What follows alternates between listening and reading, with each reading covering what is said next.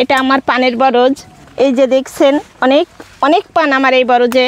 আমার স্বামী আফ্রিকায় গেছিল, অথচ লাভবান হতে পারিনি, এজন্য আমি এই চাষটা ধরে রেখেছি। আমার পানের চাষটা করে আমরা প্রত্যেকটা সপ্তাহে, এই যে দেখছেন না, প্রত্যেক সপ্তাহে আমাদের 30,000 এবং 40,000 টাকা আমাদের লাভ হয়। এমন করে আমরা বিদেশে যেয়ে যখন আমাদের লাভবান হতে পারিনি এবং বাসায় এসে চাষটা আমি পানের চাষটা ধরে রেখেছি। এবং কি জাতের পান? আমার এটা হাইব্রিকেট এলসি পান।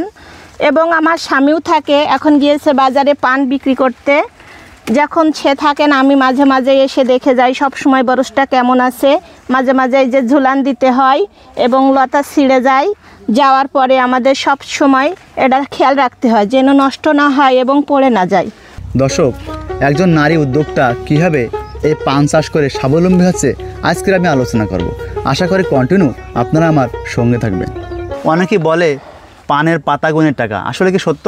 হ্যাঁ ভাইয়া, এটা যত পাতা দেখছেন ততই টাকা। এটা টাকা, শুধু টাকা এটা, বুঝছেন? কারণ এর যে কয়টা পাতা আছে সে কয়টাই টাকা আছে।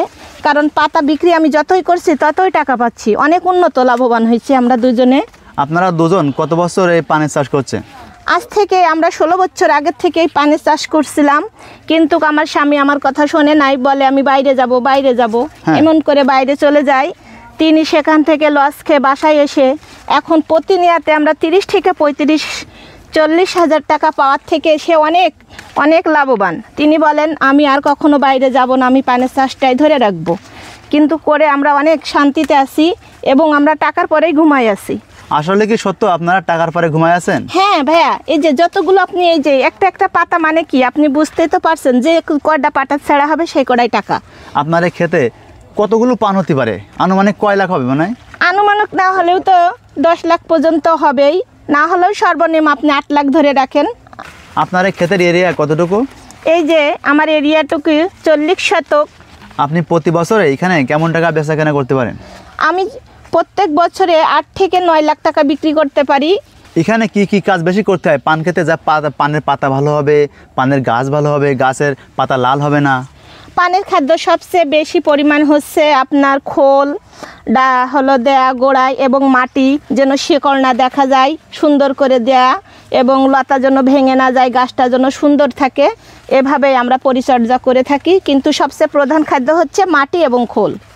আচ্ছা, পানের এই যে ওপরে এই যে আপনার এখানে বিশালি বা অন্য অন্য খড়কুটা ব্যবহার করেছেন, এগুলো কি জন্য ব্যবহার করতে হয়? এগুলো ছায়া থাকলে আপনার পানটা লাল হবে না, পেকে যাবে না এবং কাঁচা থাকবে। আবার যখন আপনার শীত আসবে তখন আপনার চালটা হালকা করে উঁচা করে দিতে হবে, এবং যদি আপনার চালটা আগলা থাকে তাহলে সুন্দর করে আবার ঢেকে দিতে হবে। যদি কুয়াশা পড়ে পানটা আবার অনেক সময় ঝরে যায়, কিন্তু আমাদের এলসি পান কখনো ঝরেও না এবং পাকেও না। আচ্ছা, একবার এই বরজ তৈরি করলে কত বছর রাখা যায়?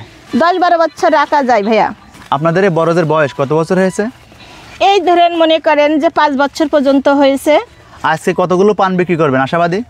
আজকে আমি না হলেও 15 থেকে 16,000 টাকার পান বিক্রি করতে গিয়েছে আমাদের।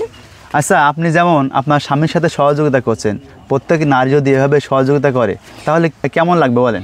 আমি মনে করি আমার মতন যদি কোনো নারী বসে না থেকে স্বামীর সাথে এভাবে চাষটা করে রাখার ধরে চেষ্টা করে, তাহলে সংসারে অনেক শান্তি আসবে।